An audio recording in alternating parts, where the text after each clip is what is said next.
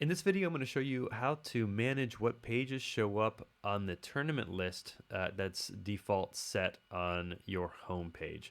So let's see, let me just show you what I'm talking about first. Let's jump into a tournament here. So I've got a new tournament, Annual Big Fish Tournament, and I've got these 4 pages that were created by default when I created the tournament. So about the tournament, registration, live results, and then this TV output page. These about the tournament and registration pages are what usually by default show up on the tournament listing page, and let me show you what that looks like. So if I click here at the top right corner of open website, I'm going to get this tournament listing. This is the homepage of the public side of our account, and I can see the about the tournament page. I can see the registration page. They're both listed here. That corresponds to whatever 2 pages are first in this list about the tournament and registration. Let's say I wanted to get rid of our about the tournament page, or just not have it show up so in your face right there on the home page.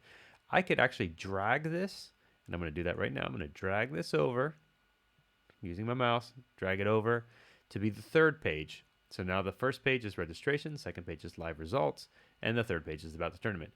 That means that these 2 pages, registration and live results, are going to be the ones that show up. So I'm going to click open website, and there I see registration and live results. So those 2 pages, being the first 2 pages that are in the tournament pages list, are going to be what shows up there. One pretty smart thing about the software is it knows when your scoring is live. So when your tournament scoring dates, in this case is February 11th and 12th, when February 11th happens, the live results page will become the active page automatically. So right now we're just in kind of like pre-registration or registration mode, but not live results mode. We're just seeing the first 2 pages.